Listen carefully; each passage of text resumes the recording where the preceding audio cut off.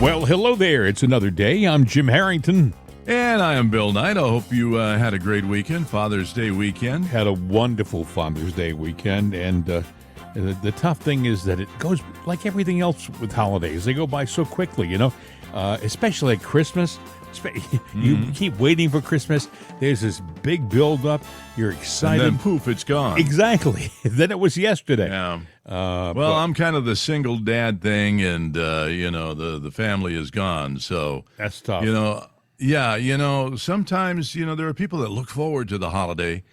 I look at it as another day, not the podcast, but I look at it as another day because, the nest is empty now, and that's just the way it is. And I'm not old, it's just. Nope, you're still just a young whippersnapper. But I remind people, too, when these holidays come and go, like Father's Day and Mother's Day. It wasn't that long ago, it was Mother's Day. And then it's Father's Day. And now they're both gone. But they're really not because, Mother's Day and Father's Day is every day. That is a 24/7 job. And for the most part, it's a non-rewarding job. You might get one day out of the year that you get a card, nice, a text, okay. You have a child who goes, they start going, wow, look at all the things Dad did for me. And they do something nice, and that's great. But remember, it's every day. Of course, today's another holiday. Juneteenth. Yeah, it is. Today is Juneteenth. I think it was Joe Biden who put that one together. I don't know whether he was awake or not when he did that, but June. So that means there's no mail today, but just like I believe. I think that's about the only thing that's different, really. Even it's such a new holiday, and there's some confusion as to what Juneteenth stands for. So I don't know whether a lot of people are actually following it. I know, for example, trash pickup, for the most part, doesn't change the week of Juneteenth. Even though it's a national holiday. But trash will change on the 4th of July, So, hey, listen. There's only so many days in the year, and pretty soon we're going to fill them up with federal holidays. Exactly. Boy, there's a way to put you under the government teat. Yes. You don't work. You stay. I don't know. It's crazy, but this is going nowhere with that. But I hope everyone did have a nice Father's Day's weekend. And it's never too late to call your parent, or That's for true. your parent to call your kid and say, every day should be Father's Day and Mother's Day because they mean so much to your life, and you realize it so much, unfortunately, when they're gone. When they're gone, it's there are so many things you wish you had said, right? And well, if you've ever lost a child, and I can do that firsthand, I can say that is a tough thing to go through. Yeah, I know. And that's an everyday thing, too. So, anyway. My friend Rand Paul was on Maria Bartiromo's show yesterday. Yeah. And he had something interesting to say about Bill Gates. Apparently, Bill Gates is over in China. I didn't realize this, but Gates is the largest funder of trying to find viruses in remote caves. Of course he is. I've heard this before, and I know about this story. Listen to this. There has to be a reassessment. Look, Bill Gates has been over there recently. Bill Gates is the largest funder of trying to find these viruses in remote caves and bring them to big cities. So what happened in China is they went 8 to 10 hours south of Wuhan, 200 to 300 feet deep into a cave, found viruses and took them back to a city of 15 million. There are many, many scientists who think that Bill Gates is wrong in funding this, that our government's wrong, that the Chinese government, that really we don't need to be searching for viruses that may never interact with man. And it's worse than that. They bring viruses that we may never interact with. They bring them back to the lab, but then they manipulate them by combining them with other viruses to create viruses that don't exist in nature. But this has largely been funded by Bill Gates. He funds the WHO more than most countries do. So there's a responsibility there. And I don't think I think he's well intended, but I think he's inadvertently helped to create something that the biggest danger to mankind right now is something that he's been funding. And that is finding these viruses, taking them back to the lab and manipulating them to make them more dangerous. It's interesting what he said about Bill Gates being the largest funder of these types of things. And you have to ask yourself, what is the purpose of this? Why is he is he doing this? Why is he spending millions of his Well- dollars on these viruses that, like he said, may never interact with us at all if left to their own, remote, deep in a remote place? Well, history can be a lesson in this. If you go back to the old Microsoft days, and he got in trouble for this too, with Windows and everything. They used to release a piece of software. You bought it and said, "Oh, this is going to be great," but they inserted bugs in it, and all of a sudden, and he had a model where you insert the bug and you sell the fix. And I've had people, there are a lot of people like that, create the problem so you can answer the problem and make money from it. And that's what it's about. And it's also about, control too, because if you control the fix on everything or control everything, you have power. I keep thinking, though, Bill, he's one of the guys who believes that the world population should be 550 million and not the what, 6 or 7 billion that it is. So there's a part of me that wonders, is there a more sinister purpose behind this? Is he trying to make it so that the population is thinned ultimately? Well, yeah, but what would he gain from that except more, more power? Because if you have less people to rule over, you have more control over them, and you still have more tangible assets. Let's think about what he is, okay? This is the guy who's one of the richest men on the planet. And when you are starting out, at first, boy, you like to hit your first $1 million, I want to make my first. Then he gets his first million. Then he gets his first 10 million. Then he gets his first 100 million. Then all of a sudden he's a billionaire, and the money just keeps rolling in. I think what happens is your goals and your purpose in life change drastically from the beginning. In the beginning, he just wants to be a success. He just wants to see his business succeed. But I think when you have the resources that this guy has, the billions and billions and billions of dollars, everything changes. Your morality, to a certain extent, changes. For example, when he was a young man, Bill Gates was married and had a family, and that's how his life was. But as he became extraordinarily wealthy, all that changed. I mean, he dumped his wife, and you've heard about him spending trips down at Epstein Island. You start to think of yourself in a different way. You start to think that you are special, and you don't have to follow the rules of the common man. And that maybe we have too many of those common men bumping into each other around the world, and maybe we should think about thinning the herd out a bit. I mean, who would it hurt? Of course, he won't be part of the herd. He and his friends will still be around because, they've proven themselves to be worldly assets. They've proven this. They create big things. So they're not to be replaced.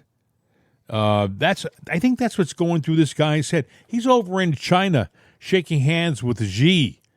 And I'm looking at a picture of him right now, and he's very big smile. And I'm thinking, Xi is a communist who is so anti-capitalist, it's part of his whole, inner makeup, and he's shaking hands with one of the largest capitalists in the world. This is an insincere pose. Oh, yeah. I just think that this guy has morphed into kind of like a monster, Bill. He's not the Bill Gates that built the Microsoft platform 30 years ago. This is a different breed of animal right now. This is a guy who thinks differently of the world and himself. Well, monsters evolve too, and that's what he is. He's a monster. And the picture with Z. I mean, we've had people from the State Department go meet with Z and everything. Z is not going to change, nor are we. Sometimes those meetings are, I think just fluff to let the people know that they're talking, but they, behind the doors, they can give a rat's ass about us. Mm-hmm. So I wouldn't expect to see anything out of anything. With Gates, the fact is that story's out there. He's doing what he's going to do, and us talking about it, which we should talk about it, is not going to change anything. He's going to do that. What it does tell us is we can probably expect sometime in our lifetime, maybe the very near future, another mysterious virus. But Gates will be there with the possible antidote. What other purpose would there be for us to fund 40-plus biolabs on the Russian-Ukrainian border? Of course, we wouldn't have them in this country because we'd hate to have an accident. So why not put them in a country that's for sale, like the Ukraine? And why not put them on the border, the remote border of that country near Russia, one of our enemies? And Russia, by the way, reacted the way a country that might be in peril would react. I mean, they looked at their border and they're like, my God, there are these biolabs with all this poison, all this pathogen right on our border. This has to be stopped. And that's what they said they went into the Ukraine for. Of course, the West has turned that around. It was they made it out to be Putin's ambitions that brought them into the Ukraine. But in all, Russia has never strayed from their statement that they were there for those biolabs and for the Azov battalion, otherwise known as the Ukrainian Nazi battalion. I think, Bill, we're not being told the truth by our side. Why else would we not be trying to negotiate peace in the Ukraine? If we were there for a real reason, you would think, okay, we'll give you equipment, we'll give you money, but it will go side by side with us trying to work out a peace deal so this war doesn't last for any length of time. We don't want a peace deal because, anybody in with common sense wants peace. Russia, too. And you would think the Ukrainians do, but what's in it for them or what's in it for us? And that's probably the key issue right there. What's in it for us? Well, they say that the military especially the arms people, make just trillions of dollars in revenue from the war. They want war. They want continuous war. I mean, why else would they leave $89 billion worth of equipment behind in Afghanistan? It's because they need to have it replaced. They want to have it replaced. If they leave $89 billion worth of military equipment behind, that means that they've got to replace it with the same kind of equipment today. And new equipment. And it will be more expensive. Everything's gone up, so they'll make more money on it.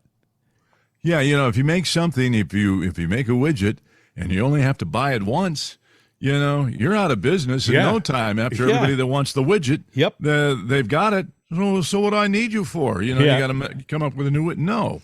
That's right. You create that demand and keep it going. So that's what they're doing. It's funny, too, because not funny, but I guess overnight, I'm watching the news. I didn't really see a lot of things. I mean, you heard a lot of stories, but I know that the Ukraine hit a big munitions dump for Russia. Mm-hmm. And I'm like going, okay, I'm sure they had a little help with that, too. So you've got that going on. There was some other story of interest. Oh, there was a commander talking to his troops, Russian troops. They were just having, a pep talk rally there, and all of a sudden, I guess somebody somewhere knew about it, and boom, they hit him. So these guys went for a pep talk, all gathered around. All right, we got them all in one place. Let's get rid of them. But that is a price of war. But I'm sitting there going, this killing's got to stop. And we got to quit sitting there going, oh, we support the Ukraine. You shouldn't fly either of their flags. You should just sit there and say, let's pull out our money and say, we will sit there and try to help you resolve it with diplomats, but we are not going to fund your war anymore. That's right. We should say, look, we'll also help your injured heal. We'll send maybe medical supplies, maybe some hospital personnel, maybe some doctors and nurses, but no more guns, no more weapons. That's it. You've got enough. I mean, we sent them a bunch of Humvees. I don't know if you heard about this. We sent them a bunch of Humvees, and most of them were destroyed like in less than a week. I mean, it's like Yeah, we're throwing money away. we are. Now, what we could do is negotiate a peace there between them. Get everything on the table to get it worked out. There's anytime there's a solution, not everybody's happy, but get it all worked out, and then we could do something that we could really make money out of, not just the warmongers, and that is we help them rebuild, because when we rebuild, that's money in the pockets of many Americans that can go over there and get jobs to help them rebuild. They come back, but they get visas, and their people there can rebuild. And that, to me, would make sense, but not what's going on now. Well, there's no talk about, seriously, the stories on the Ukraine war have kind of just vaporized. The war is still happening big time every day, but you don't see the news channels doing live reports from the Ukraine like they did a few months ago, going to the correspondent in Kyiv. All of a sudden, things are quiet, Well, there is the threat of Russia using nukes. Now, I saw a story over the weekend, and it kind of caught my eye because I didn't know this. In one thought, I thought, boy, that's brilliant. On the other thought is, oh, geez, that's terrible. And what it is do you know that there are thousands of nuclear reactors in Russia? And it doesn't surprise me. I think I read a while back they're very heavily invested in nuclear energy. Yeah. Right. But a lot of these they can't keep track of. You see, what they did is they came up with a mini nuclear reactor, that they placed all over the place. Yeah. And now it's kind of forgotten. Now, these reactors, I thought, wow, little satellite reactors, that's kind of a good idea, although I don't like nuclear energy, but that's a good idea. Well, they put these things out there. They might be the size of a cement mixer, Yeah. No, I mean, like, the one that would be, Yeah. you'd tote behind a truck. Yeah. And I'm like going, okay, but now the question is, where the hell are all these things? They don't know where they all are. And, we talk about nuclear weapons, nuclear threats, terrorist groups, reactors, that they don't know where obviously that reactor is going to have some plutonium in it and everything you need to make, you can make a sophisticated dirty bomb with that. They have lost so much track of so many of their nuclear weapons when the Cold War ended and the Soviet Union came down.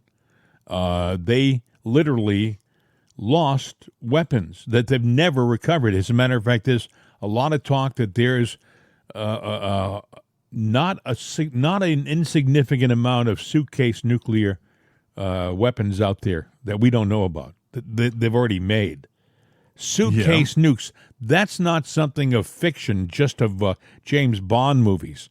You don't need a lot for a suitcase nuke. I mean, as a matter of fact, it doesn't have to be pure, plutonium. It can be a crude kind of nuclear waste. It could be the kind of nuclear waste you get from hospitals, and they could blow it up with a conventional charge, meaning they could have a big charge. Let's say they had Simtex, big chunk of Simtex. You surround it with a bunch of hospital-grade nuclear waste. You do it in a city, it blows up, and it takes out a few blocks, and those blocks are radiated. It's done the damage. Yeah, and that's the thing, the radiation, not only the explosion, but the radiation. We still got that 60,000, 60,000 pounds? Whatever it was. Oh my gosh. They have ignored that story, Bill, of ammonium nitrate, I believe. Yeah. Yeah. Put a suitcase with plutonium in it in a truck that has that. They have let that story completely disappear. I think the last thing I told you was they tried to say, it was a leak in the rail car, and it just leaked onto the tracks, we think. That's nonsense. That's a BS cover story. You know that. I know it. It's bull, and that's just the way it is. But that's what they want us to believe, and so that's what it is. 60,000 pounds, Bill, 30 tons of ammonium nitrate. That's 2,000 pounds were used at the Mirror Building in Oklahoma City. and look what it did there. It took basically the building down. Well, there's two pieces of a puzzle. You've got all those reactors that are lost that have, plutonium in them. Somewhere floating around 1,000 of them or more floating around Russia. You've got 60,000 pounds of ammonium nitrate that you can use to make a devastating bomb that can take down a big building and several city blocks. In a lot of places. That's on the loose here. And I'm like going, when are these two going to get together and make a horrible family reunion? We're talking about strange things and conspiracies and stuff like that, basically. And I told you about the helicopter a few weeks ago. Mm-hmm. I want to play something for you. This was yesterday. You'll only hear the sound, but this happened at my house. If I can get the darn thing to wake, You know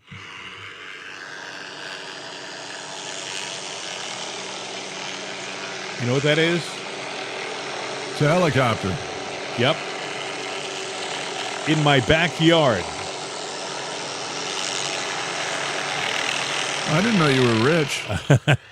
Where were you going? Trump has a helicopter. I got a friend. I wasn't South Carolina that has a helicopter. Now, you got one too? Let me ask you a question. I do have some power lines about 200 yards from me. I can see them, but not as close as that helicopter was. That helicopter was out, and people said, it's probably just checking the lines. It was Sunday morning at 10 o'clock on Father's Day. Let me ask you a question. Do they check power lines on Sunday morning at 10 o'clock? Well, I wouldn't think it. Now, what kind of helicopter was it? A black one. Yeah, I tend to say no because, number one, residential area flying rules about, how high and close you can fly in a situation like that. Have they ever done this before with the power lines in all the years you've been there? Well, actually, Bill, years ago I saw them do it, but they did it differently. How they did it years ago was they literally had like a Bell Jet Ranger, and it wasn't a black one. It was a multicolored Bell Jet Ranger, and the helicopter kind of did a side slip down the power lines right above the power lines. It wasn't in my backyard. My backyard is maybe, like I said, from where that thing was, maybe it was 75, 100 yards away from the power lines. It was a good distance away, but it was Sunday morning at 10 o'clock in the morning. You would think they would do it during the week. I'm just saying it seemed unusual. And by the way, this is the second time in less than a week that helicopter has been on my street. Seriously, the first time he was right next door and he was hovering. And I thought to myself, well, if I was paranoid, hey guys, if you have some concerns about the podcast, you can stop by the house or give me a call. You don't have to fly into my house. I'm just saying. But there they were. I'm sure they said, it's just a power company, nothing to see here. And by the way, they may have been looking for somebody else too. Well, I was just going to say, you do a podcast and, we can sit there and think, we're making a big impact with our podcast. But the reality is there's a lot of podcasts out there. There are a lot of people that, are concerned about our... There could be a criminal in the neighborhood. This could be someone we don't know about, Yeah, it could be. And that's what I'm saying. Now you did have a power out today, which is kind of weird. That's true. I've had, across the country, there were a few power outs. But again, that's not a normal either, except that we do have an old grid, and things can go awry with it. Maybe it's the precursor of something bad to come. Them looking around there, I don't know. The power outage happened around 6 o'clock Eastern time today. It was so close to 6 that by itself seems strange to me. And it lasted for about an hour. Mm-hmm. And then it came back on, and here we are. It could be just a summer outage, or it could be something else. Could be. You don't know, and you just got to roll with it. But hey, it's something fun to talk about, in the podcast. So Hey, if this is a shorter podcast today, if all of a sudden you hear us stop mid-sentence, we had another power outage. Anyway, a lot of things happening. John Voight was on television. Did you hear about he did this talk. He was on the Daily Caller podcast, and he was talking about Hollywood and Hollywood being sinister and corrupt, and how it has changed, and how guys like himself have changed over the years.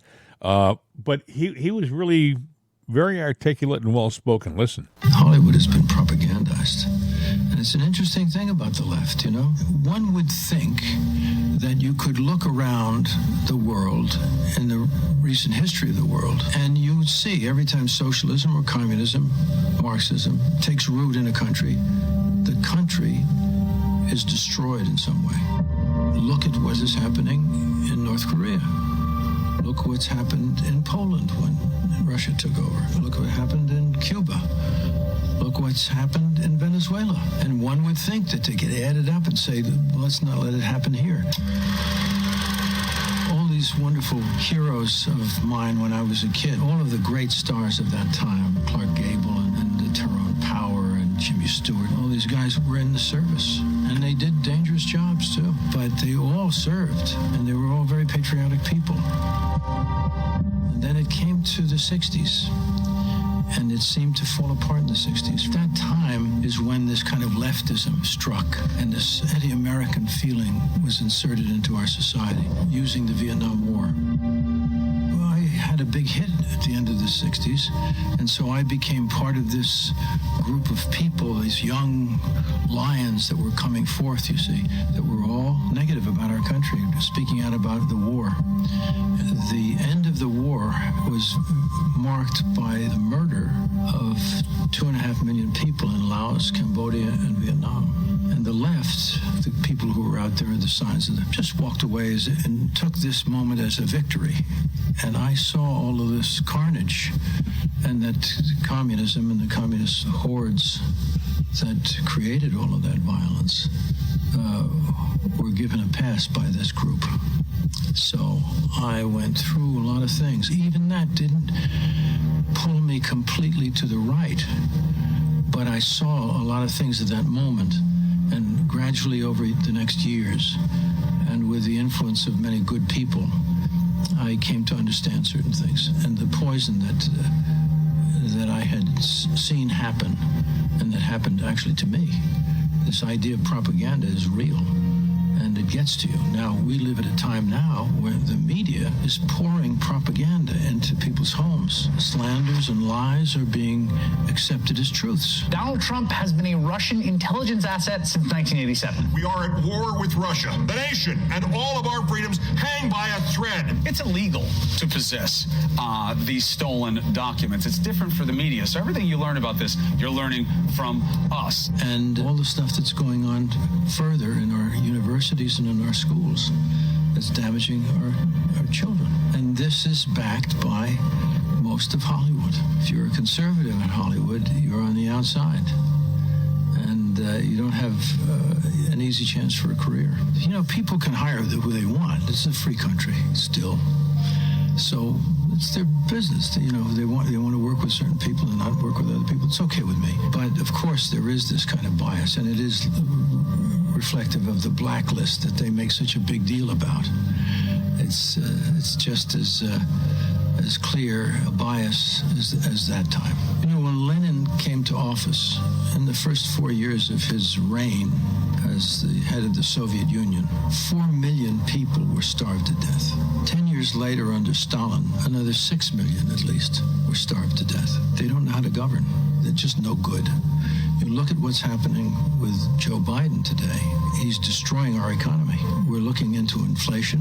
Gas prices are going up. They're not good at it. The only thing they're good at is being destructive, as they showed themselves to be during President Trump's 4 years. All they did was try to destroy this country and bring down a sitting president. And now you have big tech participating in it. Can you imagine that this cancel culture, they cancel out the President of the United States? What? I mean, it's very, very serious. It's a battle for the truth. But thank God for our founding principles and our founding documents, and especially the Constitution. Even though it's been eroded and attacked, still enough of it has kept us alive. And I believe that we're going to prevail. That's what I believe. I believe all these wonderful people that have stepped up and can explain things to the American people. And once a person gets connected to the truth of things, they don't leave it. The truth is God's truth. The truth is God. Good is God. And we're fighting lies. Well, that's what's great about what this channel does, what Ben Shapiro has done, what Candace Owens has done, They have alerted people, awakened them. So we have a little battle on our hands, and we're not going to give up. He's so well-spoken there. That's John Voight. And, people say, John Voight, he's a pretty good actor. He truly was and is a Hollywood star and has been for at least 50 years. Right. I mean, the guy was, Midnight Cowboy was 1969, and that was his breakthrough that he was talking about, his hit back in the late 60s. People say, oh, he's the father of Angelina Jolie. Trust me, John Voight has and is bigger than Angelina Jolie, his daughter. She's a beautiful woman, and, I don't know much about her except that I think she's a liberal. I'm sure she and her father have spirited debates at the Thanksgiving dinner if they share Thanksgiving with each other. But he is a patriot, and he's a guy who's learned.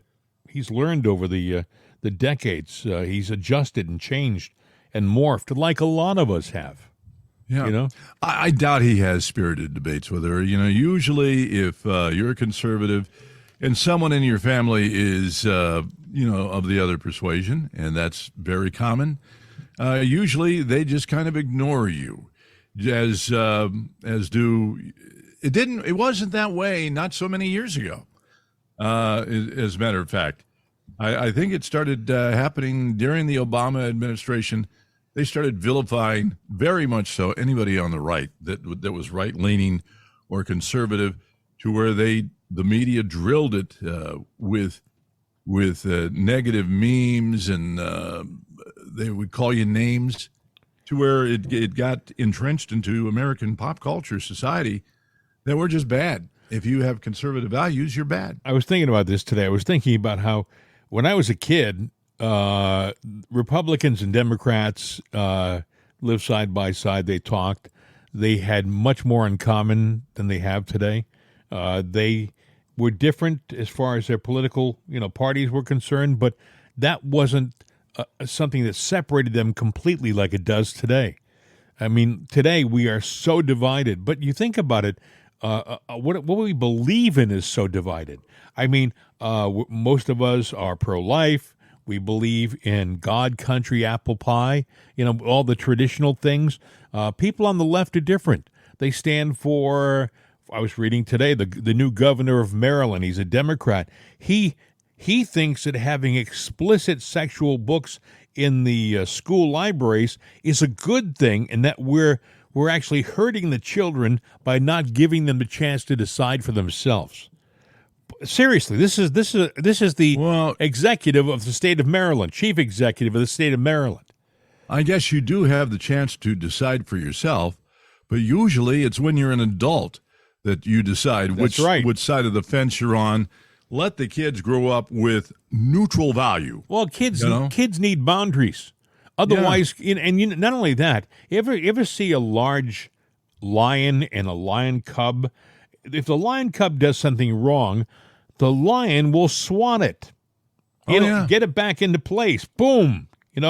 And after a while, the cub doesn't do it anymore. And I think that kids need guidance, not necessarily a swatting, but they need boundaries, and you have to set them, and you have to keep them within those boundaries, and they appreciate it in life. Kids appreciate your guidance. Don't try to be their buddies. Be their parent. Give them the rules to the world so that they can live it well. Anyway, I thought that was such a well done audio clip. He was obviously very relaxed, and he gave you like an insight into Hollywood and how Hollywood is it's corrupt. He said if you're a conservative in Hollywood, you get nothing. You're going to limit your chances for success, I think is what he said. All the people that I know, well, with the exception of a few, that work in that industry or even now in the broadcast industry, if you're right or proven right, for instance, what we do, Sure. No one ever asked our political persuasions. No. When we were in radio going up, and it was a hard enough time trying to make it on, without that thing. Yeah.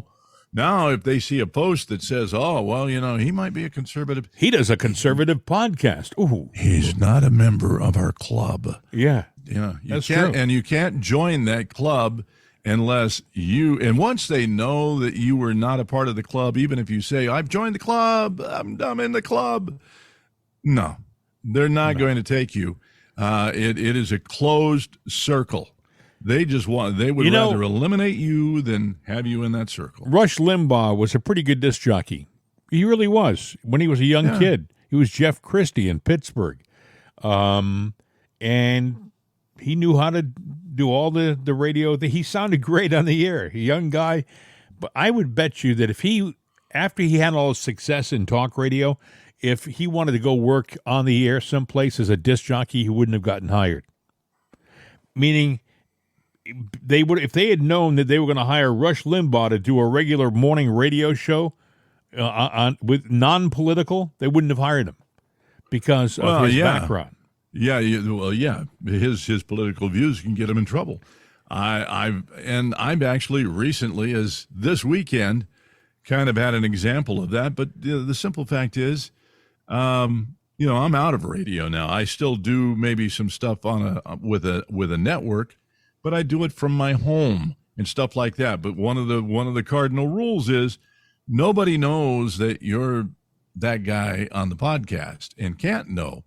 And I sure. I think there's one listener somewhere in Indiana that figured it out, and but on a positive way. But that's it. I mean, they put two and two together.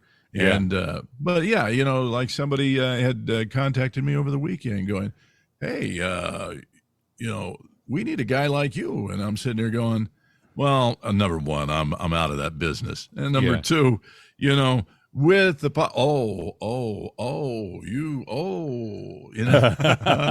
all of a sudden, not so, woo, and I'll be honest with you, when you're feeding your family or you're trying to perform for, to bring money into the household, odds are if I were doing in a similar situation 25 years ago, I would have kept my mouth shut and just done my regular radio programs. I could have contacted you and said, "Hey, you want to do a podcast of how we feel?" The answer would not have been a no, but it would have been a hell no, because you want to keep that money coming. But with that said, let's just say that people that are listening now, and I'm not trying to scare people away, but they're listening now and they're going, yeah, that's it. We're on the same page as them. We're saying what they're feeling. All right, so let's just say, and maybe you're a retired person and you're getting your pension, your whatever, your retirement, and all of a sudden the person that's holding those purse strings goes, "Wait a minute, this person's a voter and has conservative values." Mm-hmm. I mean, when's the day going to come that they're going to sit there and cut you off because they have the power to do it? Yeah, I mean, look at guys like Jon Voight. He's still a great actor. Last thing he did, which was really good, was he played a lead role in the HBO series Ray Donovan, and he was great. He played a gangster, an old Boston gangster, and he was great. he was acting, and he did it well. He's a great actor, but I don't see a lot of big roles coming his way anymore. I look at guys like James Woods. James Woods, I think he's an Academy Award winner. I think Jon Voight was too, but I think James Woods was an Academy Award winner. He's not getting any new roles. The guy's only in his mid-70s. There's still plenty of roles he could do, but he's been outspoken as conservative on all of the different social platforms, and everyone knows that James Woods is a conservative. So it's not that they go around saying, don't hire James Woods. It's like an unspoken pact that they have in Hollywood. Oh, yeah, it is. I think I told you, I write stories and film scripts, and I subscribe to these different websites that advertise producers looking for certain materials. You know, a guy may say, producer in Hollywood looking for a horror film, and they'll say for this kind of an actor, age 30, 35 years of age, as lead, and hopefully in one or two locations. They like to keep their locations down. That cuts back on the cost of the production. But now they've added things like producer Hollywood seeks socially conscious role for, I mean, every script nowadays, every producer wants something socially conscious.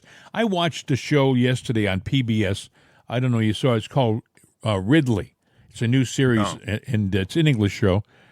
And I thought, I'll watch this. It's a British detective series. This should be interesting.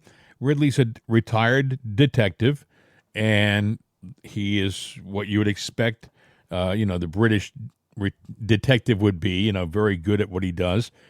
But one of the other lead character is a detective inspector who's female, and she's a lesbian, and she's has a relationship with another woman, and it's not good enough just to mention that she's married to another woman. Nowadays, they have to show them embracing in the kitchen before she goes off to work.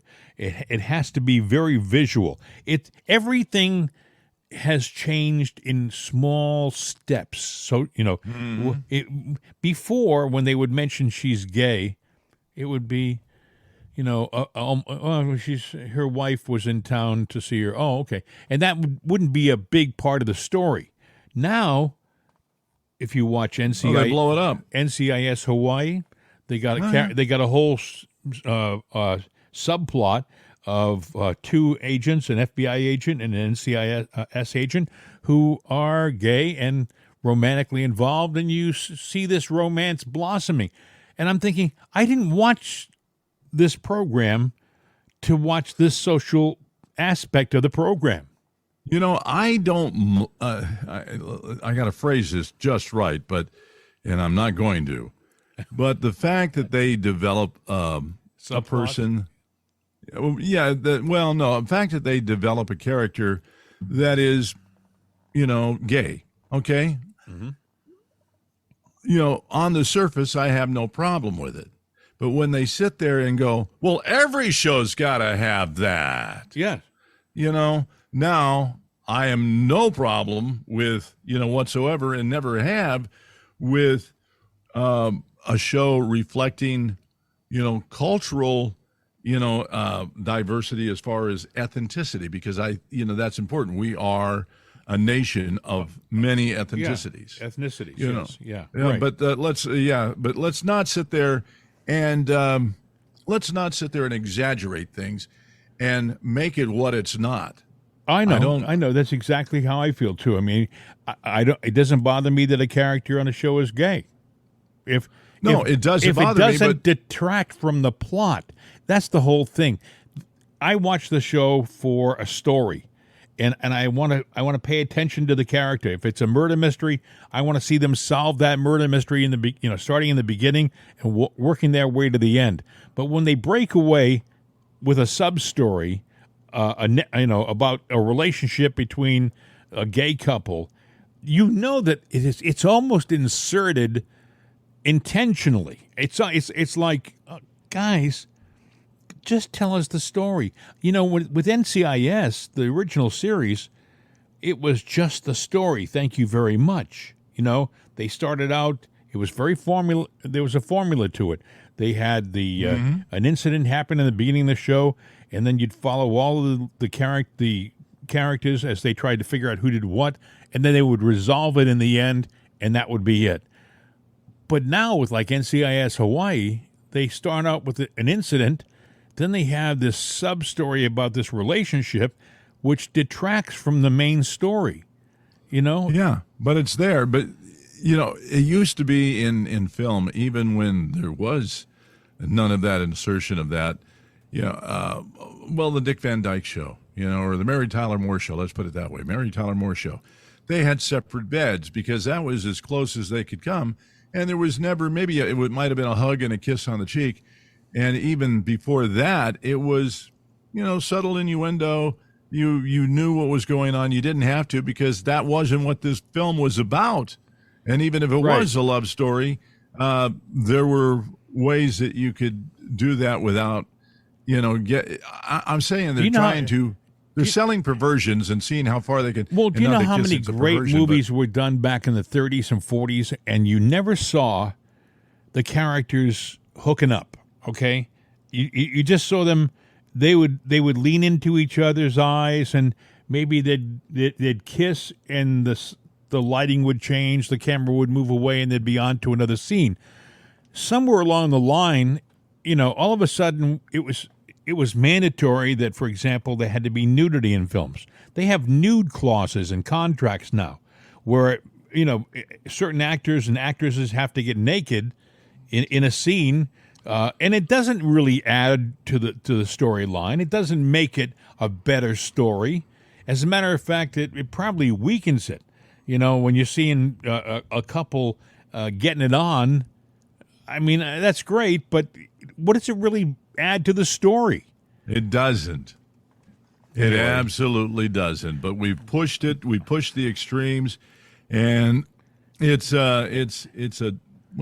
diluting our moral values. I was just seeing where DC Comics has one of their new comic books has two characters who are, I guess, bisexual or something, and they hook up in the comic book. They have a relationship in the comic book. I'm thinking, this isn't how it was when I was a kid.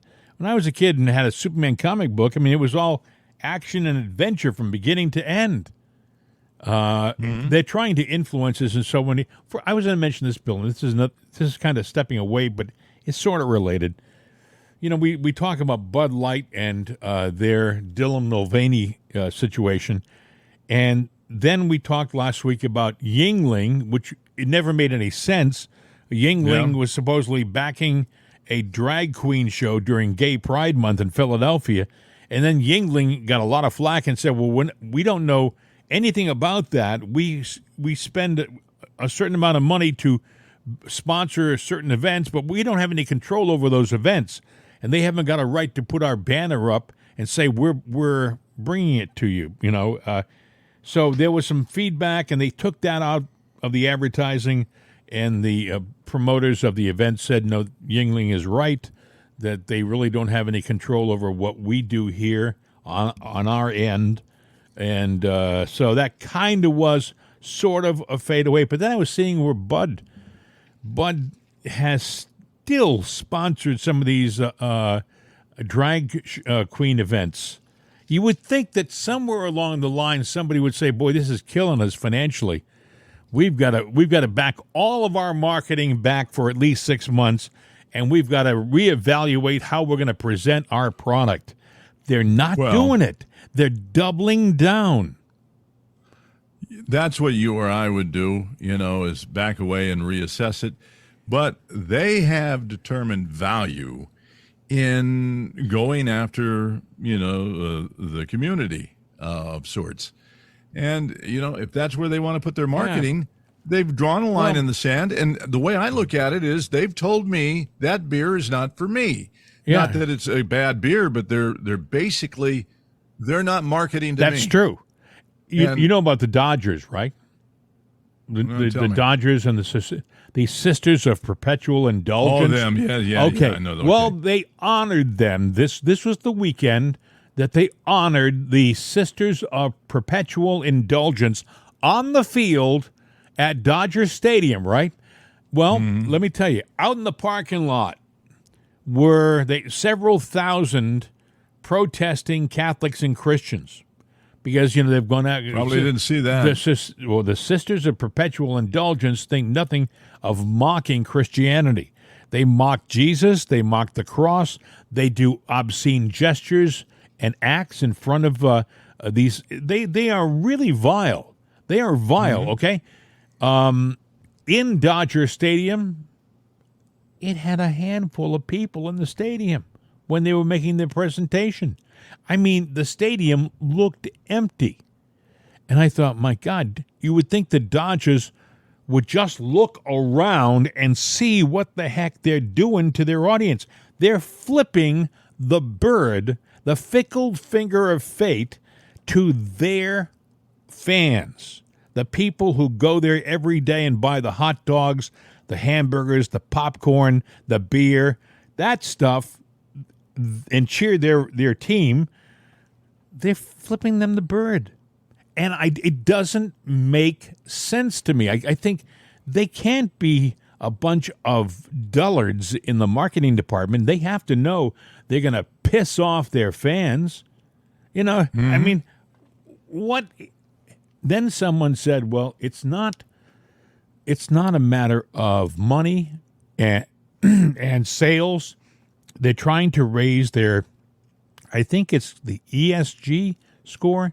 There's some new score that has been developed that says how woke a company is. Maybe I'm getting the wrong letters. Maybe it's ESC or We didn't get the best, I think it's ESG, and it means nothing really. The score, except they go around this group that does the rating and it pressures companies. You have to have a high score, or you're going to lose your minority market. So, and they make it so important to the marketing the marketing department that they forget about what they're really supposed to be marketing to. I mean, they will sacrifice 90% of their market to satisfy 10% of this minority audience. That's where they're at right now.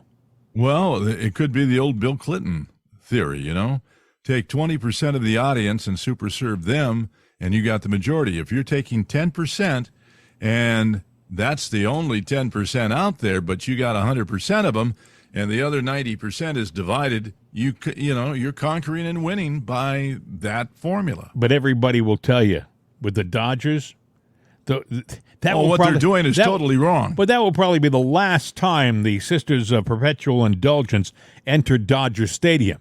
They're not fans. They don't go every week and buy popcorn. They don't follow the team. So the Dodgers are blowing the opportunity. They could have come out and said, we support the gay community. It's Pride Month. Congratulations. Play ball. That's what they could have said. But they didn't. They took a faction of this group, the Sisters of Perpetual Indulgence, and they gave them an award. They didn't just recognize them like, hi, here they are, and a round of applause for the sisters. No, they gave them a plaque.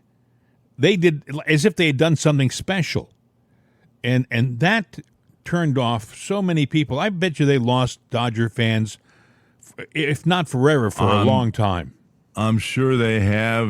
All of this talk gives me an idea for a T-shirt. I'm not going to say it on here because somebody go, oh, Bill. You're good like that. His marketing, Bill's marketing side is always working. Well, you know what? I don't do anything with it. Probably need to hire somebody or somebody, we get together and hook up, and I could give them a lot of ideas, but who knows? Hey, while we're on this subject, apparently Disney's new their new woke kids movie. Oh yeah, one of like a pregnant pole vaulter, right? Yeah. With it's got a non-binary character in it. Yeah. You know, yeah, it's a big flop. You know, Yeah. it's dying. But you know what? They're not going to stop there. They're going to go back and do it again, I'm sure. You know, and that's just what we were talking about. Yeah. Why would you sit there and do it unless there's another agenda out there? And they're going to keep going. And This is just the beginning, Bill. Yeah, this is just the beginning.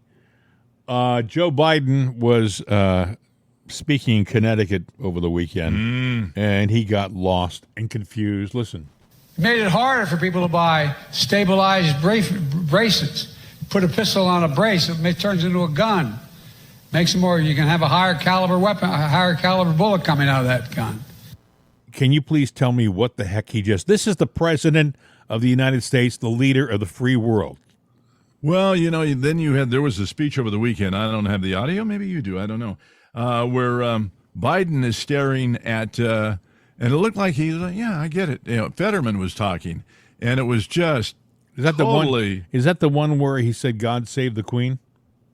Might have been. I don't know. He said a lot of things, and I was like, at some point in time, you get so confused. All the words, even the ones that do happen to make sense, are a blur because this guy, you know, and I feel sorry for this guy. The Queen died, what, 3-4 months ago, right? 3 months ago? Maybe a little longer. Yeah, and he said this over the weekend. All right, God save the Queen, man.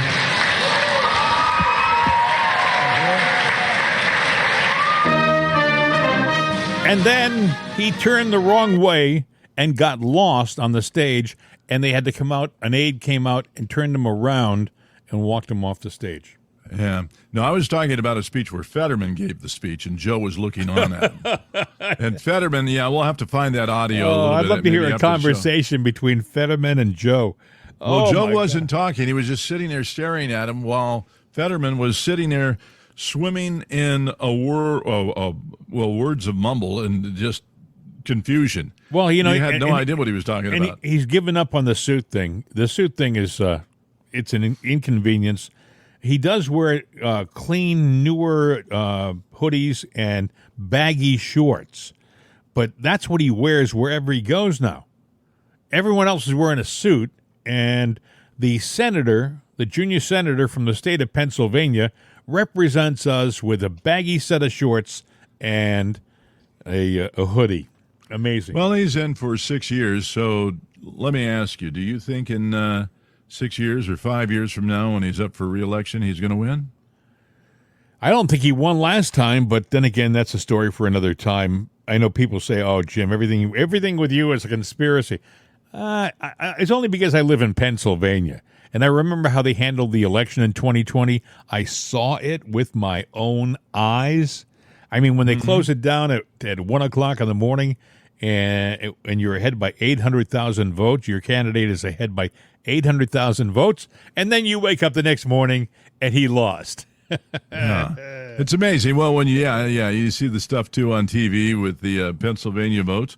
Now, of course, Georgia getting ready to file their lawsuits against Trump because he was trying to overturn the election. Although this just in the past week or so, evidence finally came out about the voting machines there. The votes can be changed after the fact, which they saw. No, that doesn't happen. So, in other words, you know, they're lying and they're selling that lie. They're not going to let you do any kind of forensic study of it because it might prove that they got something bigger to cover up. I leave you with one other interesting audio clip. RFK Jr. was being interviewed, and somebody said, "You want to be president? Does it ever bother you what happened to your uncle when he was president?" Listen to this.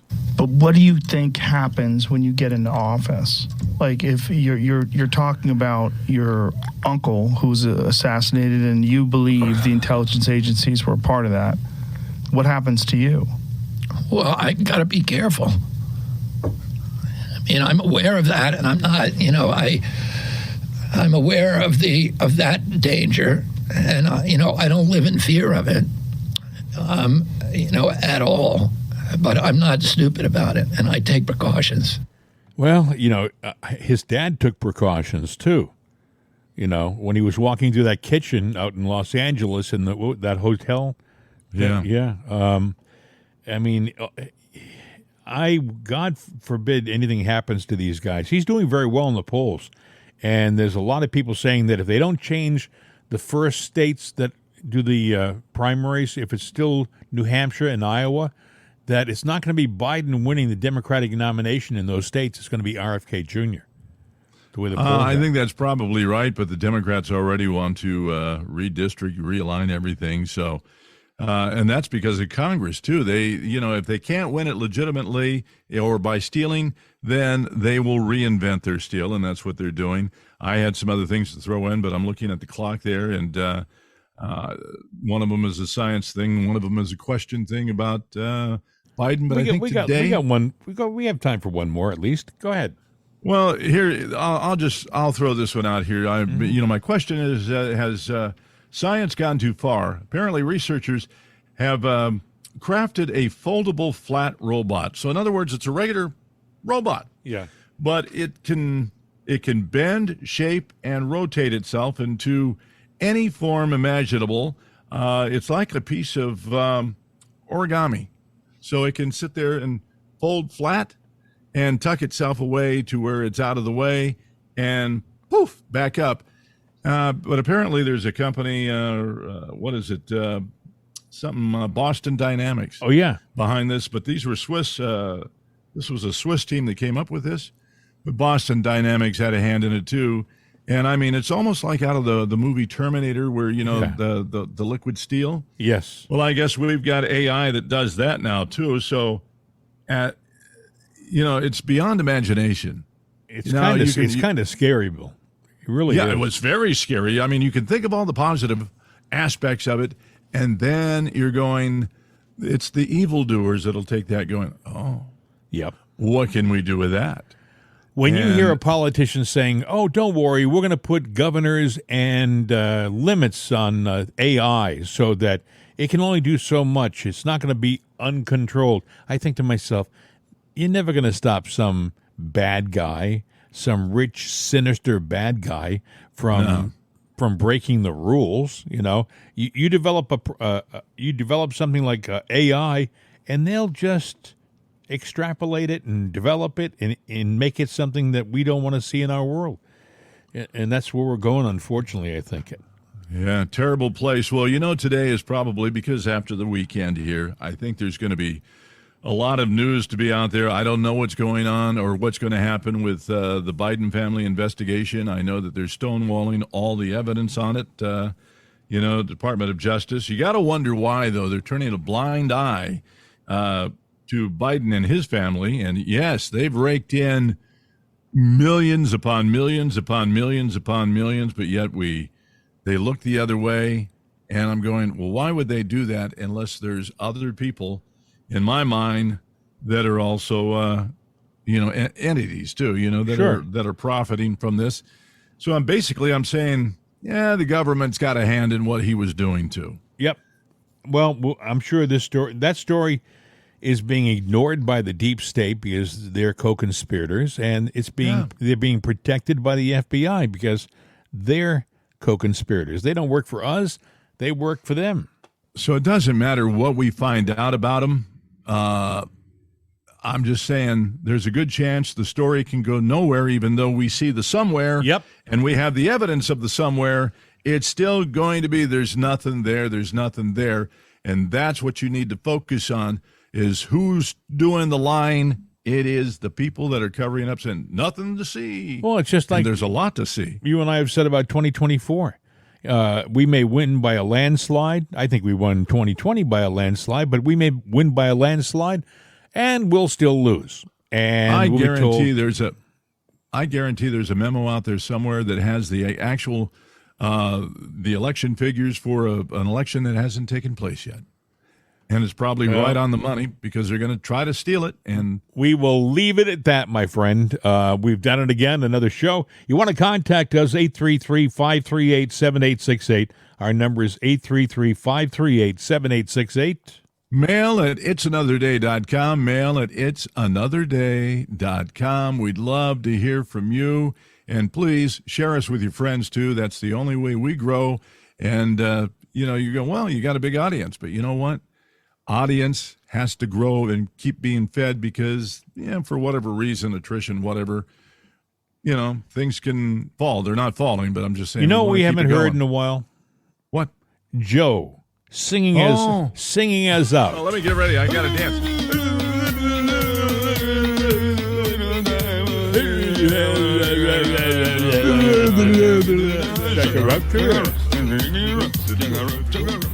Okay, buddy, that's enough. Okay, that's enough. The song's over. Have a great one, my friend. We'll see you tomorrow. All right, adios.